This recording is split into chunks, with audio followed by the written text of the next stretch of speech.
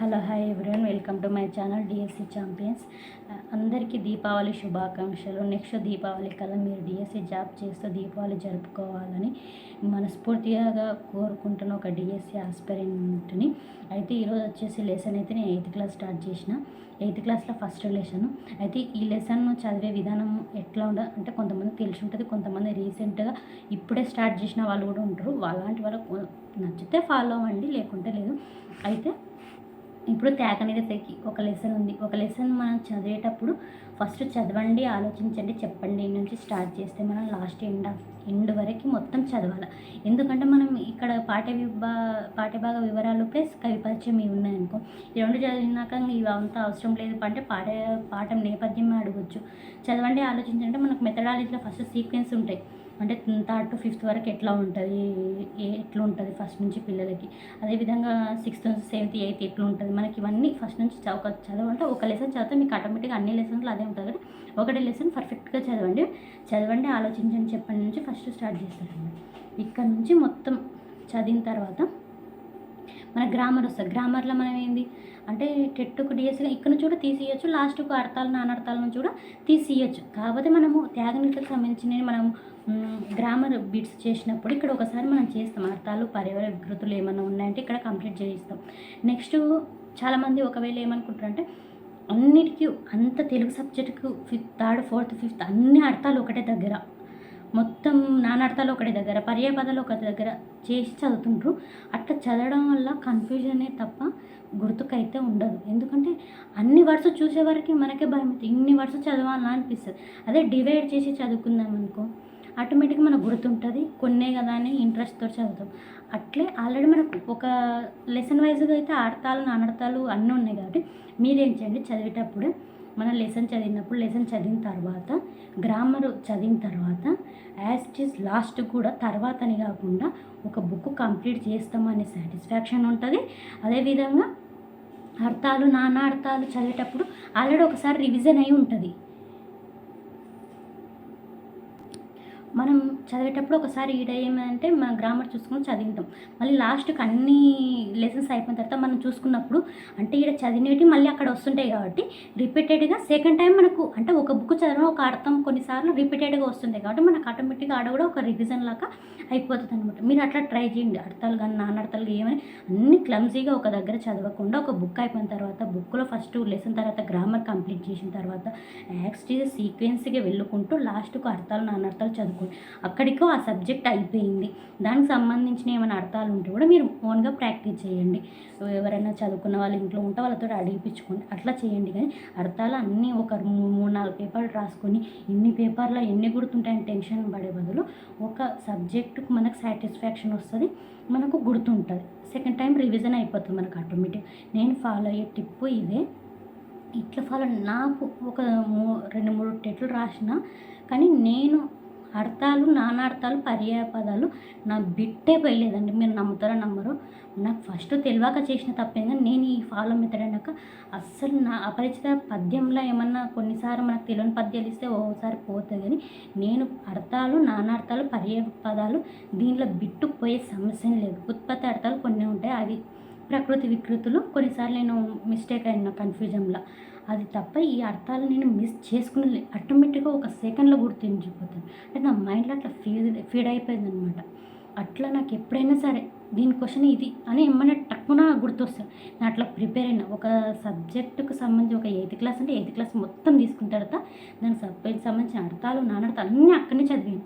మళ్ళీ నేను ఇవన్నీ చదివిన తర్వాత నేను అర్థాలన్నీ బుక్స్ లైన్గా పెట్టుకొని అర్థాలన్నీ ఇట్లా చదువుతాను మాత్రం అసలు అనుకోవద్దండి. దానివల్ల మనం ప్రెషరు మనకు గుర్తుండవు మెయిన్ ఫస్ట్. ఇదైతే అంటే ఫాలో అయితే బెస్ట్, ఫాలో కాని వాళ్ళు కూడా ఒకసారి ట్రై చేయండి, నచ్చితే ఫాలో అవ్వండి. నేనైతే ఫాలో అయ్యే ఇదే మెథడు. అదేవిధంగా నేను 8th క్లాస్ చెప్తున్నా, 8th క్లాస్ స్టార్ట్ చేసినాను అనమాట.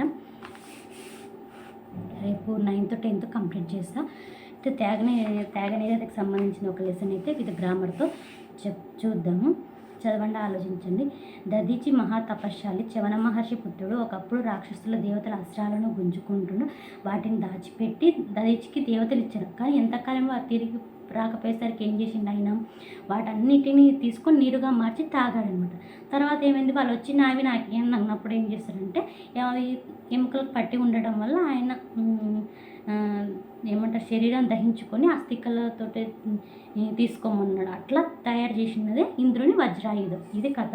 తర్వాత ప్రశ్నలు. నెక్స్ట్ పాఠం నేపథ్యం ఏంది, పూర్వకాలం శిబి భృగుతుంగ పర్వతంపై యజ్ఞం చేసేవాడు. ఇప్పుడు ఇంద్రుడు అగ్నిదేవుడు శిబి చక్రవర్తి గుణగణాలు పరీక్షించాలనుకున్నాడు.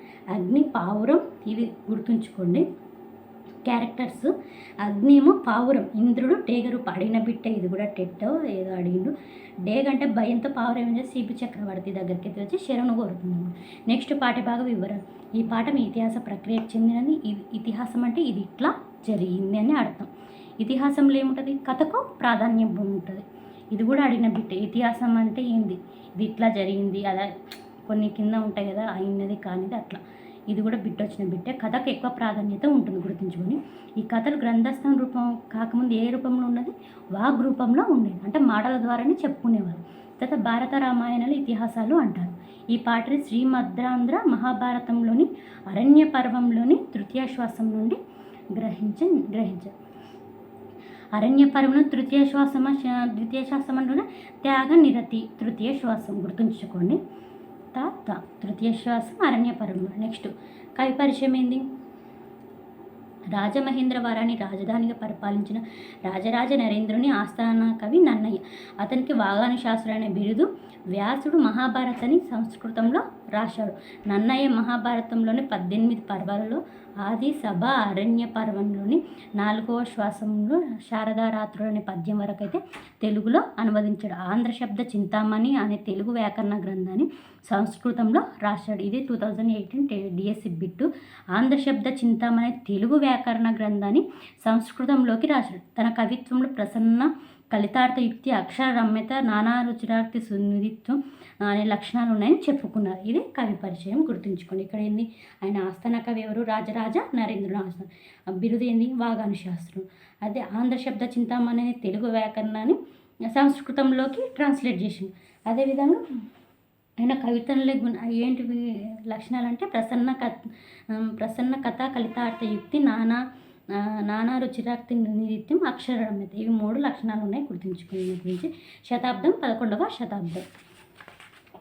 నెక్స్ట్ దీనికి సంబంధించినవి కూడా మీరు ప్రవేశిక ఉంటుంది. ప్రవేశిక తర్వాత మనకి ఉంటాయి కదా పద్యాలకు సంబంధించి కొన్ని బాడీ అయినా అంటే న్యాయము, బుభుక్షింతుండై, ఆకలితో ఉన్నాడు, విందు అంటే విన్నాను. అంటే నేను ఏం రాసిన ఇక్కడనే దీనికి కొన్ని మీనింగ్స్ తెలుసుంటాయి, మనం ఇక్కడనే రాసేసుకున్నాం. మళ్ళీ నాకేమైతే ఇవన్నీ రాసిన తర్వాత ఇవి చదివిన తర్వాత మళ్ళీ నెక్స్ట్ గ్రామర్లోకి పోయినప్పుడు మళ్ళీ నాకు రివిజన్ అవుతుంది. నేను మళ్ళీ లాస్ట్ చదివినప్పుడు థర్డ్ టైం రివిజన్ అవుతుంది. కొన్ని అర్థాలు మీనింగ్స్ చెప్తున్నా కదా. అదే కపోతం అంటే పావురం, కాదియంతి అంటే తింటాయి, అధముడు అంటే నీచుడు, ఆశ్రితున్నట్టి అంటే ఆశ్రయం కోరినవాడు, పరిత్యాగం అంటే పూర్తిగా విడిచిపెట్టుట లేదా పూర్తిగా విడిచిపెట్టడం, ఆగ్రహం అంటే కోపం, బుడుగుము అంటే తగ్గించును, ఖగ అంటే పక్షి, వరాహ అంటే పంది, మహిష అంటే దున్నపోతు, శైన్యం అంటే ఢాగం. ఇవన్నీ నేను చెప్తున్నది ఏంటంటే ఇవి పద్యాలు ఉన్నాయి కదా, పద్యాల పక్కనే రాసేసుకున్నాను అనమాట. తర్వాత కావ అంటే రక్షింపు, యవని అంటే ఓ రాజా, యసి అంటే కత్తి, భనగా అంటే పుణ్యము. ఇట్లా కొన్ని ఇక్కడనే రాసేసుకున్నాం. నెక్స్ట్ గ్రామర్కి వచ్చేవరకు అన్నీ చదవండి. గ్రామర్లో ఇవి చేయండి కింద మనకు మెథడాలజీలో దృష్టిలో పెట్టుకొని నోట్బుక్ అయితే చదవండి. విని అర్థం చేసుకొని ఆలోచించి మాట్లాడడం, ధారాళంగా చదవడం, అర్థం చేసుకొని ప్రతిస్పందించడం, స్వీయ రచన, సృజనాత్మకత లేదా ప్రశంస, పదజాల వినియోగం, భాషను గురించి తెలుసుకుందాం. ఇవి దీనికి సంబంధించిన ఇవి చేయండి కింద ఉండేటివి. అయితే ఇక్కడ ఒక పద్యం ఇచ్చి దానికి సంబంధించినవి ఇచ్చింది, ఇది మనకి ఈజీ. నెక్స్ట్ స్వీయ రచన, సృజనాత్మక, పదజాల వినియోగం అయితే అవసరము. భాషను గురించి తెలుసుకుందాము కూడా.